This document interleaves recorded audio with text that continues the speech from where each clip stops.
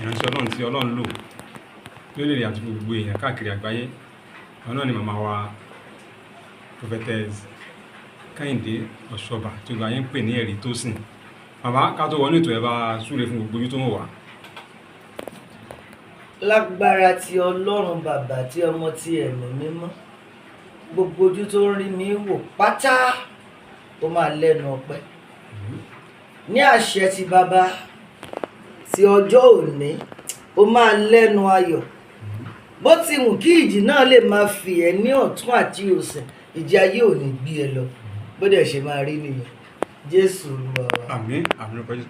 Màmá, ìtawẹ́ bí ẹ̀wọ̀n ní sáà yóò náà ni ogun bẹ́lẹ̀ àwí alógun jà bítọ̀ wọn aṣọ alógun jà ogun ikọ̀ àwọn ọmọdé kùn àgbàlagbà kò mẹ́ tó wà Nàìjíríà kò mẹ́ tó wà lókè òkun kọ́nàmọ́ yẹ ogun jà wá ogun ayé ò ní jà wá ẹ̀yà tọmọ àbí tara. Màmá, kí ni ogun? Ogun lágbára tí Ọlọ́run ogun ò ní jà wá. Ogun gùn gan. Ogun èèyàn ní jagun kó má làágùn. Láti di ogun á máa jà yàn. Ogun kì í ṣe nǹkan tí èèyàn lè fi ṣeré. And again bákan náà má rí ogun gẹ́gẹ́ bíi pé ó lágbára ju ayé ẹ lọ. Tí ogun bá ń jà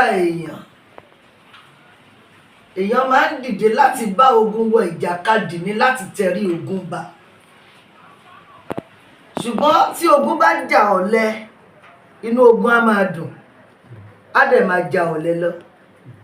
Àwọn wo ni ọ̀lẹ? Ọ̀lẹ nínú àwẹ̀, ọ̀lẹ nínú àdúrà, ọ̀lẹ nínú ìgbìyànjú. Nǹkan tó ṣẹ̀rùbà ogun láyé yìí òun ni ìgbìyànjú, òun ni àdúrà, òun ni àwẹ̀. Kò sí bó ṣe máa wà nínú ayé tó ní pásítù ogun. Ilé ayé ilé ogun ni. Ìgbà tó mórí bọ́ nínú lọ́wọ́ ogun. Ogun kan yàtọ̀ sí ogun ni. Má jẹ́ ntọ̀ ẹ́. Téèyàn kan bá wà nínú ayé tó bá lógun ò jà wọn rí, irọ́ ló pa. Kékeré ogun wà, ńlá ogun dẹ̀ wà. Èyí tó máa jà wá tó máa gbẹ̀mí wá, Ọlọ́run ò ní jẹ́ ká jà. Kò dẹ̀ ní jà wá, kò ní kọjú sí wa. Bẹ́ẹ̀ ni kò ní kọjú sọ́mọ àtọmọ mọ́. Ṣùgbọ́n èmi fẹ́ ká prevent ogun. Ogun ò gbọdọ̀ jà wá. Àfi tó ò bá lógo. Tó bá ti ní ògo, you are welcome to Ogun City. So ogun àtògùn ọjọ́ ń rìn ní. Oh my God. Yes. Ogun pẹ̀lú ògo. Ológo wọ́n purọ́ mọ́ ogun kan ni. Ológo wọ́n ṣẹ̀tanú ẹ̀ ogun kan ni. Ológo kò ní mọ̀ ṣe lójú àwọn ènìyàn ogun kan ni. Ọ̀nà ogun yẹn pọ̀. Ṣùgbọ́n yìnbó àborí. Ibẹ̀ lòwe ti jáde ń pé òkúta tí ìmàle wọn kàn sílẹ̀ wọ́n padà wọ́n wá forí balẹ̀ fún nítorí òborí ogun ni ogun òborí ẹ̀. Ìgbìyànjú á máa mú ẹ̀dá borí ogun. Ogun ò gbọdọ̀ borí wa. Ẹ jẹ́ á dìde, ẹ má jà sùn tẹ́rẹ́rẹ́. Màmá, ẹlòmíì ò ní mọ̀ gbogbo ń jà wọn. Tó bá lógun jà tó ní ogun. Àwọn ogun kan wà, àwọn ogun extravaganza. Àbógun náà nìkan tó yẹ kí ẹ máa gbogbo ń jà wọn. Ogun náà ni ò kì í jẹ́ kólógun mọ̀ ogun ń jà wọn. Àwọn ogun tí máa ń yí tó jẹ́ pé ó wà ní ogun yóò dẹ̀ wọṣọ kan fódìndín ọdún kan, òun ni yóò fa ìjòlójú aráyé. Yóò tún máa sọ fáwọn èèyàn pé ó ráṣẹ tí mo wà òkè pa. Ogun ni kó o má fọnu fódìndín oṣù kan sí méjì. Ogun dé. So àìníwọ̀n tó tó náà ogun ni. Ogun ni kó o má wẹ̀ kó wá sọ pé àwọn olóyìnbó kan ò sọ pé bath everyday. Bàbá ńlá yàláyà ogun ni. Wọ́n ti sandpaper ayé rẹ ni. Kí wọn náà wá dìde tì wọ́n. Kó mú tó kọjá sandpaper. Kájọ sandpaper láìfọ ara wa. Kí wá ní ọ̀nà àbáyọ tí èèyàn bá ti mọ̀ wípé òun lógun? Kí ni ìgbésẹ̀ tó yẹ kó gbé? Ìgbésẹ̀ àdúrà ni àkọ́kọ́ mà. Ẹ má jẹ́ kí n tàn yín. Kó mi rú àjò tó lè mọ́ ṣe nínú ayé. Àdúrà ló ń gba agbára kì í gbà. Tó o bá fàdúrà gbà nídìí, mo sọ́rí fún ẹ. Tó o bá fàwẹ̀ gbà nídìí, mo sọ́rí fún ẹ. Tó o bá bìlíìfù lórí ètò bàbá mi ló lè tó, ó lè ní kó má tò mọ́ o. Yes, tí àṣẹ kan bá lè jí ewé ní débi aago bíi 4 sí 5 òwúrọ̀ tó dẹ̀ kúnú oorun padà ní aago 4 ní ìrọ̀lẹ́ sí 5, ètò lè má tò mọ́, kì í ṣe tàìmọ́ṣe. Ṣùgbọ́n gbogbo ètò tá a bá ṣe ní ayé ìyọ̀ǹda Ọlọ́run ọba ni. Ọlọ́run nìkan ló lè mú ẹ borí ogun o. Má lọ fi ìgbàgbọ́ ẹ sí ara babaláwo àbí wòlíì kan. Fi ìgbàgbọ́ ẹ sí ọ̀dọ̀ Ọlọ́run ọba. Tí n bá bomi fún ẹ, tí n bá sọ fún ẹ pé ogun ṣẹ́, tó o bá gbà pẹ̀lú ìgbàgbọ́ Ọlọ́run ọba, ogun ṣẹ́ ni o. Tó o bá gbàgbọ́ pẹ̀lú àdúrà, tó kàn bìlíìfù pé ẹja jáwé, ẹja légbò, ẹja ṣe báyìí, brọ́dà mi, sísítà mi, màámi, dádì mi, tó bá wà rìlíìfù 5 minutes, ìnira more than 2 to 3 days ń bọ̀. Ṣùgbọ́n pẹ̀lú àdúrà, orí àpáta ló máa wà tí ayé ò lè darí sí. Àdúrà ní ohun pàtàkì tá a lè fi ṣẹ́gun ogun. Ó ní gbogbo ohun tó dorí kodò, àdúrà ló lè gbèrò, àdúrà ló lè túnṣe, àdúrà ló lè ṣe kó dára. Láàrin náà dédé kọrin yẹn, ó ti confirm àdúrà. Bàbá wa rí ẹlòmíì kò lè gbàwẹ̀, kò lè ṣàdúrà, bẹ́ẹ̀ ó máa ń busy every time. Ǹjẹ́ tí wọ́n lè lọ yín dé ọ̀nà àbáyọ wà? Ogun ò ní busy ayé ẹ̀. Tí ogun bá busy ayé ẹ̀, sure, I will never deceive you. I am not among the prophets and prophetess you be sending money to make me gbàdúrà. Èmi kò lè wá bá ogun kú. Please, you should learn how to pray yourself. It's very, very important. Ṣé ẹni tàbí kọ́ mí jẹ? Bẹ́ẹ̀ ni, èmi kò tí gbàdúrà gbogbo ogun yín gan táwọn gan ń ṣẹ́. Èmi gan náà mo yìí gbàdúrà lórí ayé àwọn ọmọ mi àtọmọ ọmọ.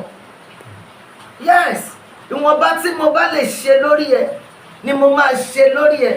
Ìwọ gangan ni kọ́kọ́rọ́ ayé ẹ̀ wà ní ọwọ́ ẹ̀. Ìwọ ni kó dìde. Ó ń sùn láago 3, ṣé rẹ̀ ló ń sùn, ó dẹ̀ fẹ́ sùn. Ní dédé aago 3 tí bàbá tó ní etí ìgbọ́, ó dẹ̀ fẹ́ sùn. Ìwọ tó yẹ kó ya wèrè sí Jésù lọ́rùn, kó dìde láago 3, kó bọ́ sí òwò, ọ̀run bo lẹgbẹ́ wà, ẹ ṣí, ẹ dìde. Ayé ò gbọdọ̀ pa kádàrá mi dà sáìdà, mi ní kó má ṣètò. Àdúrà lọ́bẹ̀ ètò.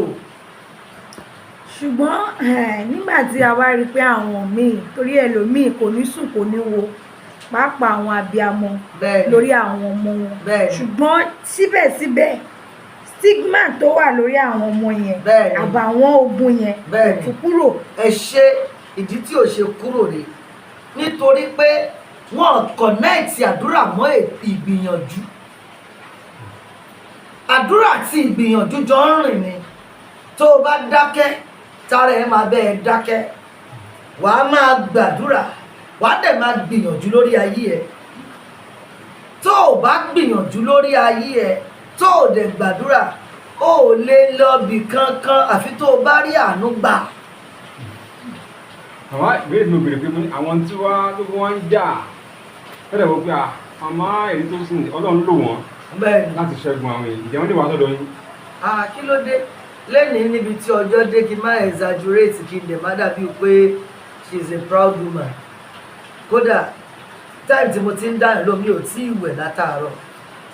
Ẹ̀yin náà dẹ̀ rí pé àwọn èèyàn ẹ bá àwọn èèyàn bí àwọn èèyàn lẹ́yìn wà níta tí mi ò yìí dá lóhùn.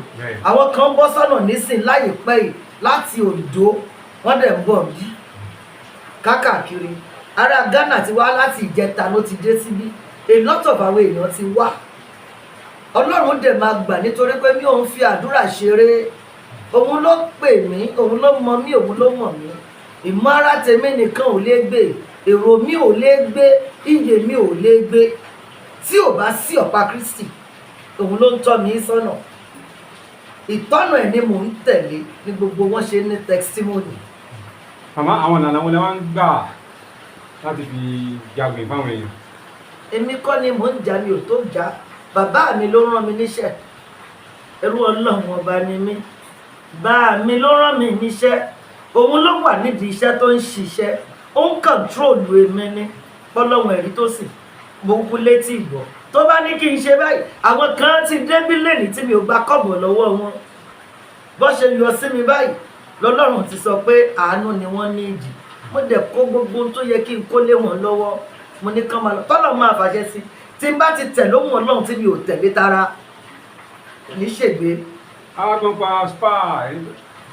bẹ́ẹ̀ ni ní alẹ́ àná ni ohun yẹn wá níwájú ọba tí máa jí ìfún ní ọjọ́ ìkẹyìn ìlò tí bàbá mi ń lo oníkálùkù ọ̀tọ̀ọ̀tọ̀ ìpè oníkálùkù ọ̀tọ̀ọ̀tọ̀ mo kàn wà ní pálọ̀ mi ni mo jókòó mo dẹ̀ rí àpáta ayérayé spiritual spa níwájú Ọlọ́run mo wá ń sọ fún àwọn ọmọ làwọn mi ní àwọn ṣé àwọn máa wẹ ogun ní abẹ́ máa wẹ̀ fógun ni mo ní ń tẹ́ ẹ̀yàn ọ̀tọ̀ ń tí èmi yàn ọ̀tọ̀ àwọn ìwẹ̀ kan wà lóòótọ́ tó jẹ́ pé ọ̀pọ̀lọpọ̀ ènìyàn ti fi ṣera wọn ọ̀dẹ̀ mọ̀ níbi tó ti ń tojú bọlé kiri wọ́n máa gbé nǹkan ìṣẹ́gun fún wọn kí wọ́n lọ wẹ̀ wọ́n á wẹ̀ nínú bathroom tó já sí pálọ̀ nínú ilé wọ́n á bọ́ tàbá ìwọ́n á bọ́ sọ́wọ́ ọmọ wọn wọ́n á bọ́ tàbá ìwọ́n á bọ́ sọ́wọ́ ọmọ àkọ́bí àtàbígbẹ̀yìn wọ́n ń kó ogun mọ́gun ní torí wọ́n ti fi wọ́n ṣèṣẹ́gun nìyẹn so ìmísí tó sọ fún mi pé